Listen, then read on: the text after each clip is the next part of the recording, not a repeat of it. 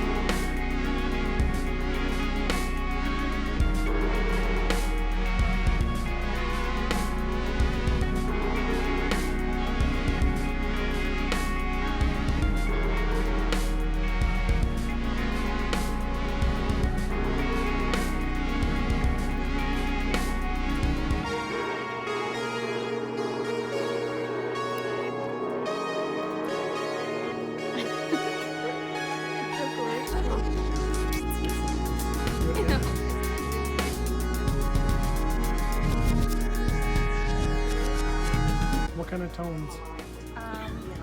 Pear and apple. Right.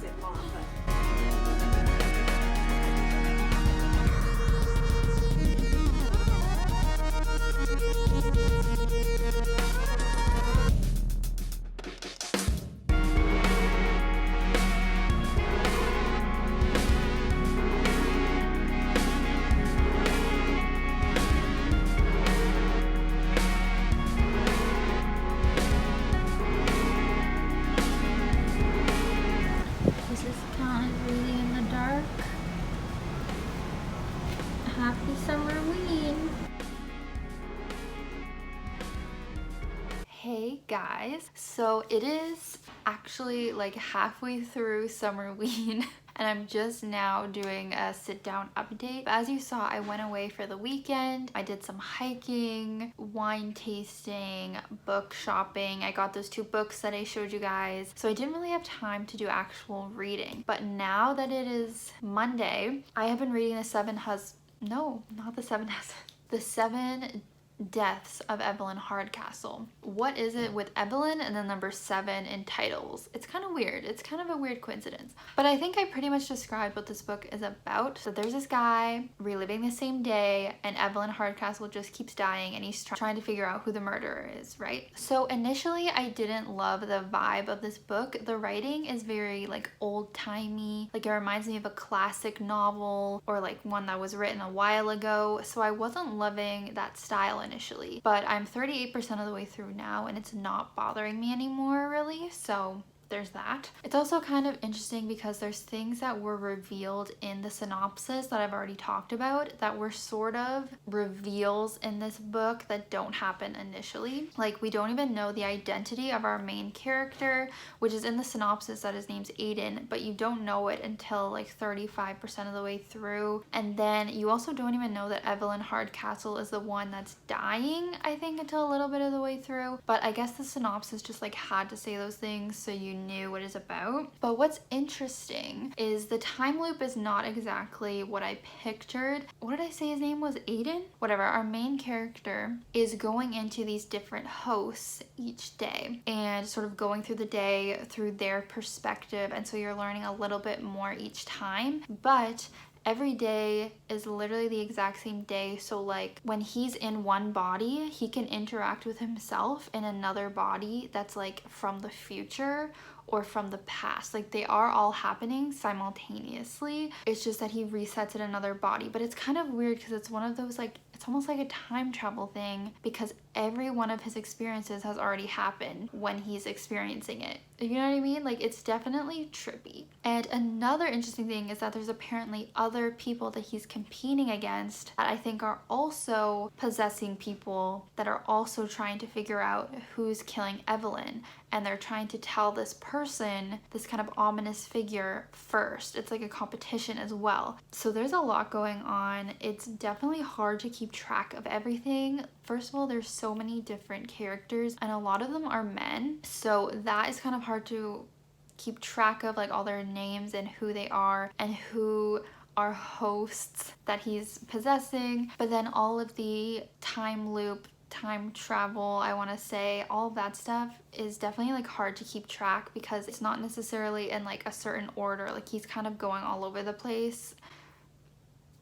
So I could see why some people wouldn't love this book for sure. Like if you don't want to have to think very hard when you're reading, then this book wouldn't be for you. I still don't totally mind it, but I'm just hoping that they're really gonna spell it out for me when the reveals start happening later, because I'm not gonna be able to like remember everything. So yeah, this book definitely has some more layers than I expected, some more like unique elements to the time loop thing, but the language or the writing style is not the most fun, and it can be a little bit like trippy and confusing would be like the flaws of it so far. Hey guys, it is now Wednesday and I finished the 7.5 Deaths of why can't I say that? Of Evelyn Hardcastle last night. I read like the whole second half of it in one night. Like it was getting so good, but just wanted to wrap that up, give my little updates that I had been keeping track of. Around like maybe the halfway point, we got like a pretty good twist, but it was one that I had already thought of, so I felt kind of like satisfied, like having figured that out. And then there were like more reveals at like the 75% mark, and then there were just like more and more reveals throughout the entire book, like until the end. It was so good. Like I give it 4.5 stars just because I don't think it was absolutely perfect, as there were a lot of like confusing things. Like keeping track of all the characters was really tricky. Like if you read this book, I would almost recommend keeping like a little notebook handy or like notes in your phone about like who each character is when they're introduced, so you can keep track, because that was the part that was like a little too much. Related to that, I feel like it must have been crazy writing this book. Like it must have been so much work because, as I've explained, there's like time loops, time travel, that kind of stuff, and it's like you have to keep track of where all the characters are throughout every hour of the day, as all the different characters are interacting with each other, and it's a lot. So honestly, props to Stuart for writing this book. I feel like it must have taken a lot of work. But yeah, there's just so many unexpected layers to this book that you just would not expect from the initial premise. As I just said, Stuart put like a lot into this book. I love it. Like, I really would recommend it. I'm almost surprised I don't hear more people like continuing to talk about it, because it was like amazing. So yeah, would recommend if you like mysteries basically, and you like the Agatha Christie style of like having a bunch of suspects and trying to figure out who the killer is. And then also if you like those sort of time loops, or it made me think about Harry Potter 3, the Prisoner of Azkaban movie, where like Harry and Hermione go back in time with the time turner, and then you kind of see that everything that happened was actually caused by the fact that they went back in time. Like, it's one of those things where things are like happening because of things that are going to happen in the future, if you know what I mean. Then to discuss the prompts that it fills for Summerween. As you guys saw, I was reading in the dark out on my patio when it was like stormy out, so I read in the dark. It was, I consider, a paranormal book. It's not traditionally what the definition of paranormal is, but it had that like magic surrealism thing happening with the time loops, so that's just what I'm gonna say for that. And then there's also black on this cover. So yeah, I got a lot of the prompts. I'm not really sure which book I'm going to jump into next, but you will find out in the next clip.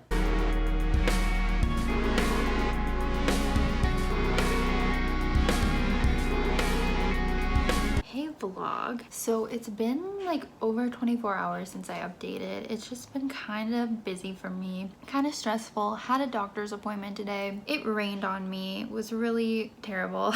And then just had some other things to deal with. But last night I read half of The Invisible Girl by Jewell. Tonight I'll probably just read the second half. And it's actually the last day of Summerween, so I'll only have read 2 books, but I'm just gonna continue this vlog while I read The Death of Mrs. Westaway. I just keep doing that. I keep like extending readathons for myself because I just can't read within the certain time limits they have. This book has 3 main character point of views. Who do I want to talk about first? Maybe I'll talk about Kate. So Kate is this sort of middle-aged woman, and she has these 2 kids and then her husband, who is a psychologist. She's like a stay-at-home mom now, and there have been some marital issues, of course. That's like in every thriller book. There's marital issues, cheating. She suspects her husband of cheating, stuff like that. They're living on this street, and the man across the street is Owen, one of our other main characters, and he was a teacher up into the beginning of the book, and then he got fired or let go from sexual misconduct. He was being inappropriate with the students. He touched them, some of the students are claiming, and he would be sexist in class, treat the girls different than the boys, kind of thing. He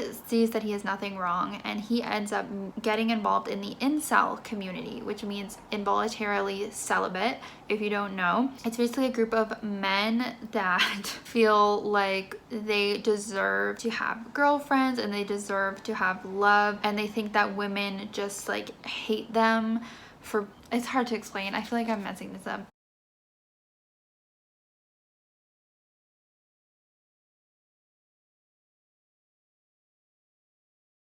But they believe that like there's chads, which are guys that, I don't think I need to explain chads, but basically guys that just take steroids and get plastic surgery and stuff in order to do things to attract women. Then he says that there are Stacys, which are basically like the female versions of chads, you know, those very like good looking girls that, you know, maybe get plastic surgery and things like that. And then there's Becky's, which are the more like not as good looking girls.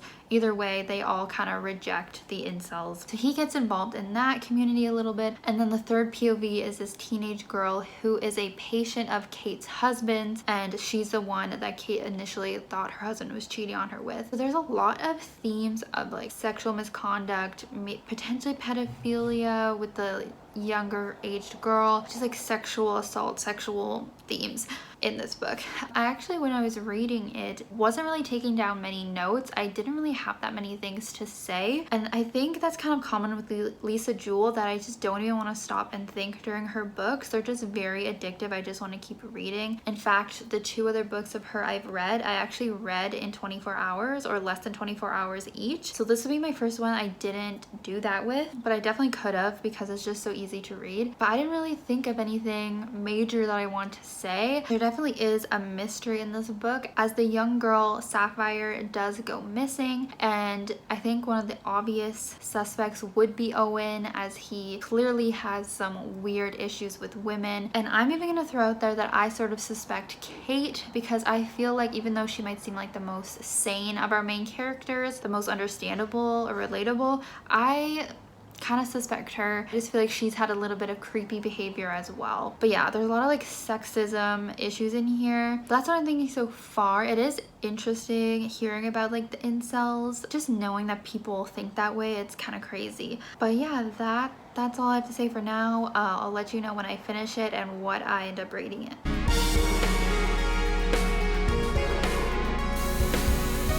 Diabetes life. Really?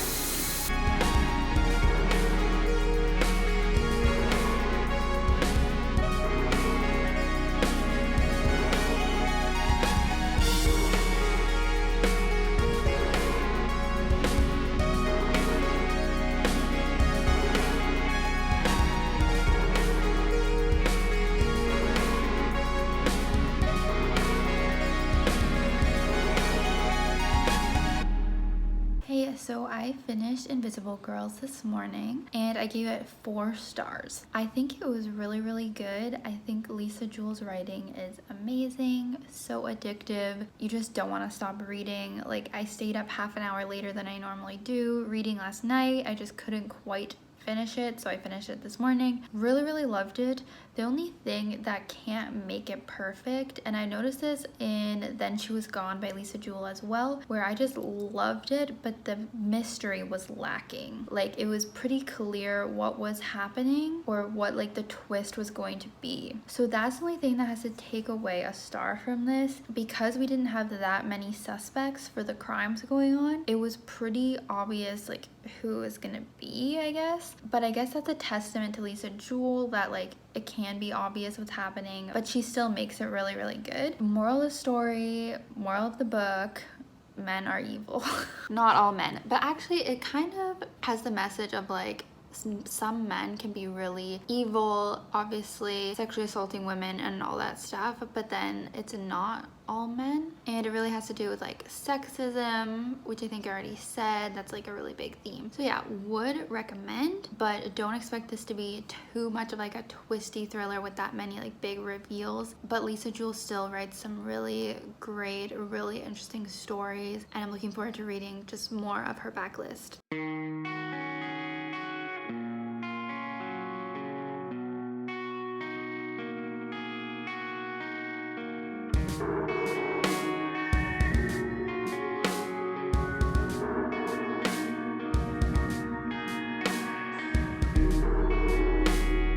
Just filmed this update, but something happened and it didn't save. Here we go again. I've been reading the Death of Mrs. Westaway. I'm not quite halfway yet, but I thought I would check in. Basically, we're following this girl named Hal Westaway, and she is a tarot reader, actually. Her mom passed away when she was younger, and her mom was a tarot reader, so she just sort of took over the business when her mom passed in order to keep it going and to get money. Unfortunately, as you can imagine, it is not the most lucrative business, so she's just barely scraping by, and she actually took out this loan from someone that they are like hounding her to pay back, and she cannot, so she's pretty desperate for cash. Then this letter shows up saying that this woman, Mrs. Westaway, actually passed away, and Hal is in her will, which she is very confused about because she does not have a grandmother, Mrs. Westaway. Like, her grandparents have already passed, so she doesn't know who this is. She thinks it's some sort of mistaken identity, but since she is so strapped for cash, she decides to go to the will reading, go to the funeral, and see if she can scam her way into getting any sort of money because she's desperate. So she shows up to the funeral. As you can imagine, you could sort of see this coming, so I'll just say it. Basically, most of this woman's estate is left to Hal, her granddaughter,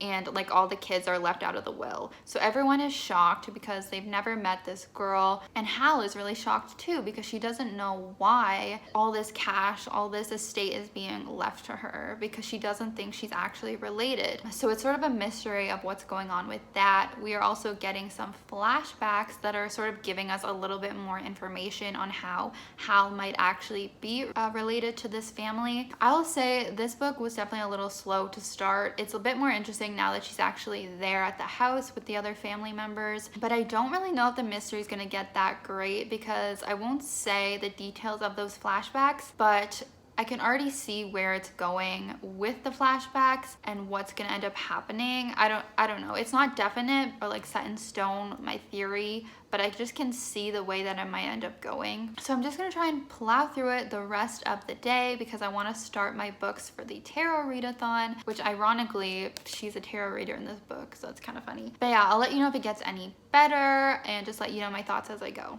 Okay, so the book has sucked me in a little bit more now. I'm getting pretty close to the end. What I thought was a very like predictable mystery, it's tricking me a little bit more now. It's not seeming as predictable as I originally thought, but we are getting close to the big reveals, the big climax. So I'm excited to see what happens because some of the things that I thought would happen don't really seem like they're happening. I don't know. We'll see.